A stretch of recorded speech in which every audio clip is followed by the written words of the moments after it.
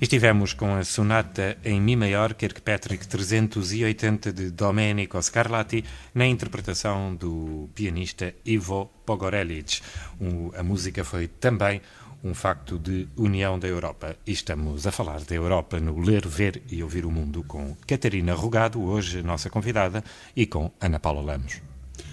Catarina, a 9 de maio de 1950, Robert Schuman afirmou: a solidariedade de produção assim alcançada revelará que qualquer guerra entre a França e a Alemanha se tornará não apenas impensável, como também materialmente impossível. Dia 9 de maio de 1950? Este dia passou a ser um dos símbolos da União Europeia, à medida que foi um marco inegável no caminho para a paz. Foi o dia que marcou o fim de uma era de desentendimentos, de guerra, e passou a ser um dia simbólico até aos dias de hoje. Ainda hoje se celebra o dia 9 de maio. Passados 59 anos, o dia 9 de maio continua com uma importância vital para todo aquele que sente a Europa como sendo um espaço de paz, de solidariedade, de partilha entre os povos.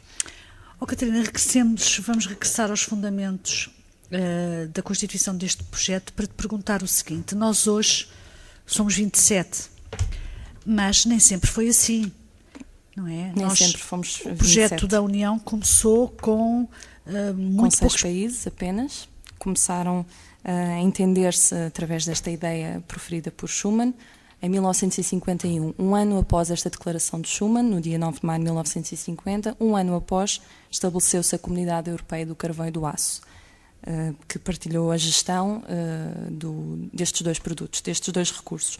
Foram 6 países, foi a França, a Alemanha, a Itália.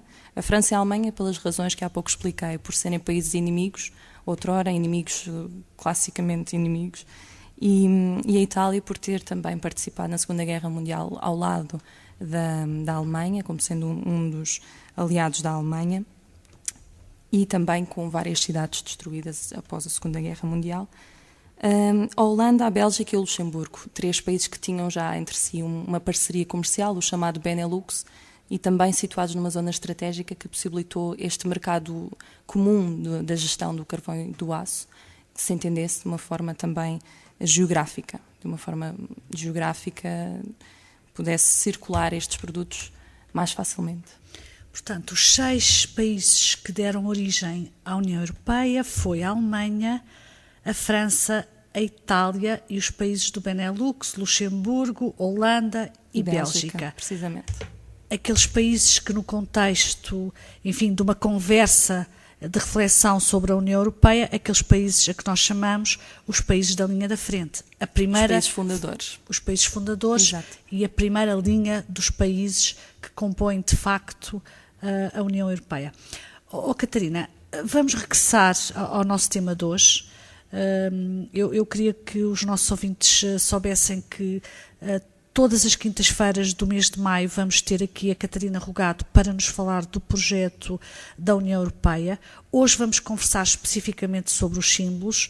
A próxima quinta-feira vamos tratar das questões relacionadas com a cidadania europeia. Regressando aos símbolos, falámos no Dia da Europa, mas há mais símbolos. Existem mais símbolos. Não são símbolos no verdadeiro sentido de instituir objetos que marquem a União Europeia.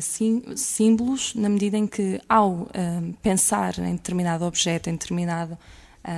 e agora posso já falar da bandeira como sendo um objeto mais visível aos europeus, como significado da união dos países, não quer dizer que a bandeira tenha o mesmo peso do que os outros símbolos, como sendo o lema, o Dia da Europa. No entanto, a bandeira é aquele que é mais visível para os cidadãos e passou a ser hasteada oficialmente a partir de 1986.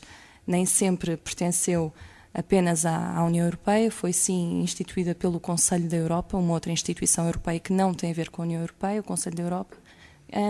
Há mais tempo atrás até, a partir de 1955. No entanto, apenas em meados dos anos 80, o Parlamento Europeu e o Conselho da União Europeia, instituições da União Europeia, acharam por bem instituir a bandeira como sendo um dos símbolos oficiais da União Europeia. Muito bem, a bandeira é azul e tem estrelas douradas. Tem 12 estrelas. Tem 12 estrelas douradas. Exato. Essas 12 estrelas significam o quê? Porque afinal estrelas, somos 27, não é? Portanto, aquele número é um número que se mantém inalterável, não é? É um número simbólico, é um número especial que não tem a ver com o número de países, até pela questão logística seria impensável mudar o número de bandeiras consoante o número de países que fazem parte da União Europeia.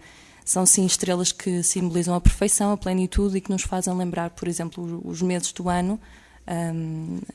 O número 12 também se encontra nos nossos relógios, em vez de termos um relógio até às 24 horas, temos até às 12 horas, os 12 signos do zodíaco, enfim, temos o número 12 presente em muitas questões simbólicas no nosso dia-a-dia.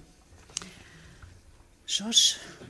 Vamos então ficar com mais música, desta feita a ópera, que é um fenómeno também europeu, e ópera sobre um personagem que também foi um personagem conhecido em toda a Europa, embora tivesse vindo aqui da Península Ibérica.